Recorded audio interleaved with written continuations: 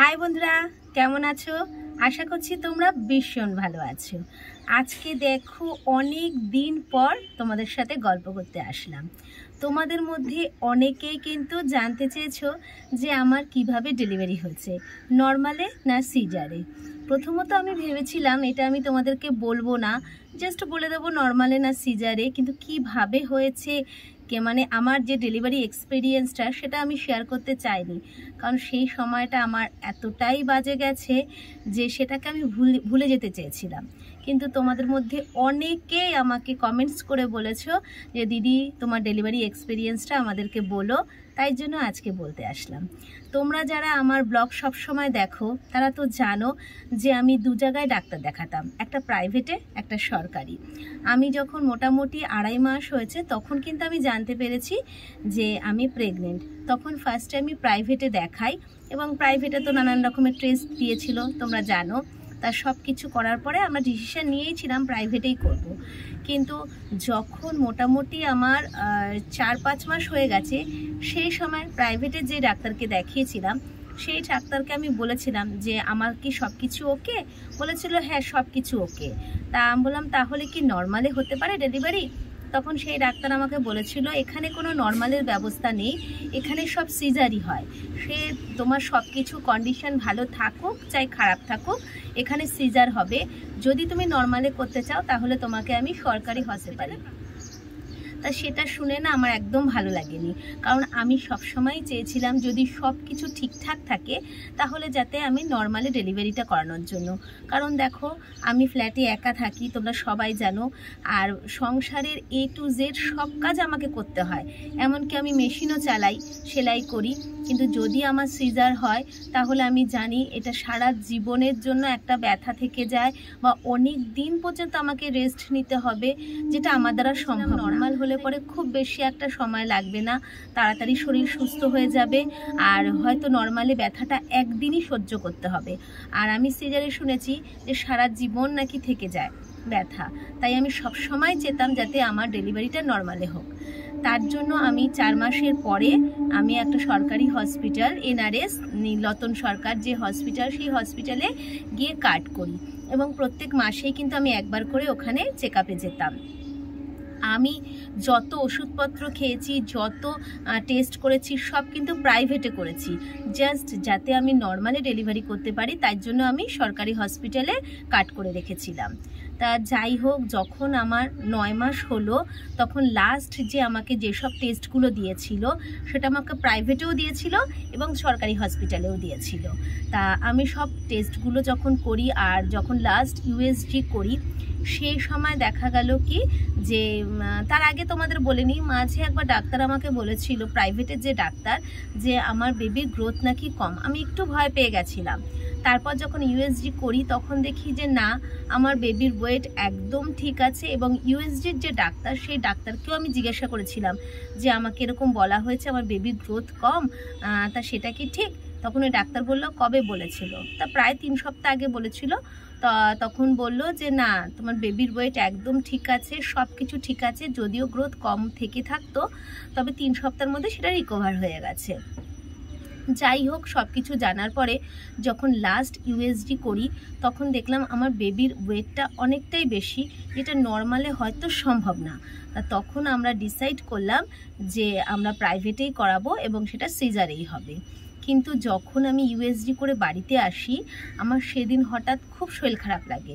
তার আমি যাই হোক অল্প বিস্তর শরীর খারাপ যেরকম হয় তা ভেবেছিলাম সেটাই, তার কিছু করিনি, শুয়ে পড়েছিলাম। কিন্তু সকালবেলা ভোর 6টার সময়, মানে এটা ঠিক বলাটা ঠিক হবে কি না, আমার কেমন লাগছে যে বলে না জল ভেঙে যায়, সেটা আমার হয়ে গেছিলো।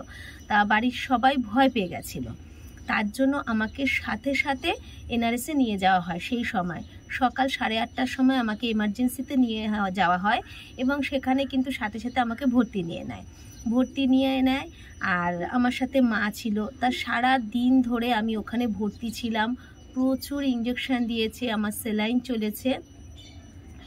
মানে সেই দিনটা যে কি অবস্থা তোমরা জানবে না, মানে আমি জানি আর আমার বাড়ির লোক জানে। ওখানে সারাটা দিন নানান রকম আমাকে ইঞ্জেকশন দিয়ে যাচ্ছে। সকাল 8:30টায় ভর্তি হয়েছি। ভর্তি হওয়ার পরে 12টা বেজে গেছে, দুপুর 12টা, তখনও পর্যন্ত আমার কোনো সিমটম নেই নর্মালে। ডাক্তার এসে বারবার করে চেক আপ করছে, আমাকে স্যালাইন দিচ্ছে, ইঞ্জেকশন দিয়ে যাচ্ছে, কিন্তু আমার কোনো মতেই ব্যথা উঠছে না। কিন্তু ভীষণ পরিমাণে কোমর ব্যথা করছিল, এতটা কোমর ব্যথা করছিল মানে অসহ্য ব্যথা, যেটা সহ্য করা যাচ্ছিল না। আর ওখানে আমার সাথে আমার মাকে থাকতে দিয়েছিল, তা ভেতরে কিন্তু আমার মা ছিল আমার সাথে, আরও কয়েকজন পেশেন্টের বাড়ির লোক ছিল, তা আর বাইরে আমার বর আর আমার বাবা ছিল।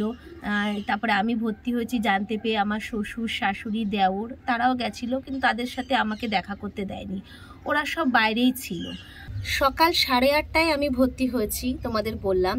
রাত্রি 12টা বাজে, সারাটা দিন আমি ব্যথায় ছটফট করেছি, কোমর যন্ত্রণায়, কিন্তু রাত 12টার সময়ও কিন্তু আমার ডেলিভারির কোনো সিমটমই দেখা যাচ্ছে না। যখন রাত্রি 12টায় তখন আমাকে লেবার রুমে নিয়ে যাওয়া হলো, বললো হবে, কিন্তু লেবার রুমে যাওয়ার পরেও কিন্তু কোনো মতেই আমার মানে ডেলিভারি হচ্ছিল না। 6টা ডাক্তার মিলে কিন্তু প্রচুর চেষ্টা করেছে নর্মালি ডেলিভারি করার। 12টা থেকে রাত্রি 1:45 পর্যন্ত আমি লেবার রুমে ছিলাম, আর সেখানে 6টা ডাক্তার মিলে যে কি করেছে সেটা আমি ছাড়া আর ওই ডাক্তাররা ছাড়া কেউ জানে না। তবে একটা কথা বলে দিই, যে সরকারি হসপিটালের ডাক্তার কখনোই তোমাকে পেশেন্ট মনে করবে না, ওরা সবসময় তোমাকে সাবজেক্ট মনে করবে। কারণ যারা ওখানে জুনিয়র ডাক্তার ছিল, আমি ব্যথায় এত কষ্ট পাচ্ছিলাম আর তারা আমার সামনে এতটাই হাসাহাসি করছিল যে তোমাদের কি বলবো, সেই সময় আরও বেশি কষ্ট হচ্ছিল। কিছু ডাক্তার আমার নেল পালিশ দেখছে, ইয়ার্কি করছে, বর পরিয়ে দিয়েছে, এই পরিয়ে দিয়ে হয়তো আমার ব্যথাটা কম করানোর চেষ্টা করছিল, সেটা আমি ঠিক বলে বোঝাতে পারবো না, আমি ঠিক বুঝতে পারিনি ব্যাপারটা, কিন্তু সেই সময় আমার ভালো লাগছিল না। সকালে যখন আমি ভর্তি ছিলাম তখন অনেক ডাক্তার এসেছিল, কিছু ডাক্তার আমাকে চেনে, আমার ভিডিও দেখে, এবং তারা এসে বলল তোমাকে আমি ইউটিউবে দেখি, ভালো লাগে, তোমার ভিডিও দেখি। সেই সময়টা আমি কিন্তু এনজয় করেছিলাম, কিন্তু যখন অসহ্য ব্যথা করছিল আর সেই সময় ডাক্তাররা যখন আমার সঙ্গে গল্প করছিল, আমার সেই সময় ভালো লাগছিল না। যখন রাত্রি 1:45 বাজে তখন ডাক্তাররা ডিসিশন নিল যে আমার নর্মালে বেবি হবে না, আমাকে সিজার করতে হবে। এবং তারপর তারা বাইরে এসে আমার বরের থেকে পারমিশন নেয় এবং ওদের থেকে সই করিয়ে নেওয়ার পরে আমাকে নর্মাল ডেলিভারি লেবার রুম থেকে নিয়ে গেল সিজারের ডেলিভারি রুমে। সেখানে গিয়ে আমার সিজার হলো, আর 2:45-র সময় আমার দোতা হলো। দোতা হওয়ার পরে তারপর আমাকে রিকভারি বেডে দেওয়া হলো। এই হচ্ছে আমার ডেলিভারি, যেখানে হচ্ছে আমি একটা সন্তানের জন্ম দিয়েছি, কিন্তু নর্মাল এবং সিজার দুটোরই মানে যে কি আমার এক্সপিরিয়েন্স দুটোরই হয়ে গেছে। কিন্তু সেই সময় জানো তো, আমি এতটা কষ্ট পেয়েও আমার মনে জোর ছিল, এটাই আমি সবসময় ভাবতাম যে এই সময়টা থাকবে না, এই সময়টা পেরিয়ে গেলে আমার ভালো সময় আসবে, এই সময়টা পেরিয়ে গেলেই আমার মনা আমার কোলে আসবে। আমি যতক্ষণ ব্যথা পেয়েছি, যতক্ষণ লেবার রুমে ছিলাম, যতক্ষণ কোমর যন্ত্রণায় কষ্ট পেয়েছি, আমার মনে কিন্তু আমি একটা কথাই বারবার করে বলে এসেছি যে এই সময়টা থাকবে না, পেরিয়ে যাবে, জাস্ট আমাকে কিছুটা সময় সহ্য করতে হবে। যাই হোক, সেই সময়টা পেরিয়ে এসেছি, এখন অনেকটাই সুস্থ। এই কারণেই কিন্তু আমি অনেক অসুস্থ ছিলাম, যার ফলে কিন্তু ভিডিও করতে পারিনি। আমার মনা আসার সাথে সাথে তোমাদের সাথে মনাকে দেখাতে পারিনি, মনার নাম শেয়ার করতে পারিনি, তার কারণ আমি ভীষণ অসুস্থ ছিলাম। তা আজকে তোমাদের কাছে আমি আমার ডেলিভারি এক্সপিরিয়েন্সটা শেয়ার করলাম। আশা করছি তোমরা যারা জানতে চেয়েছিলে তারা শুনলে। এই হচ্ছে আমার ডেলিভারি এক্সপিরিয়েন্স। আজকের মতন এখানেই, আবার দেখাবে নেক্সট ভিডিওতে। আর অনেকেই আবার আমাকে জিজ্ঞাসা করো যে দিদি তুমি এত দেরিতে কেন বেবি নিলে, বিয়ের 4 বছর পরে কেন? তারও কিন্তু একটা কারণ আছে। যদি তোমরা কেউ জানতে চাও আমাকে কমেন্টস করো, তবে সেটা কিন্তু আমি খুব তাড়াতাড়ি তোমাদেরকে জানাবো না, কারণটা একটু দেরি করে জানাবো, তবে তোমাদেরকে জানাবো। আজকে এখানেই, টাটা।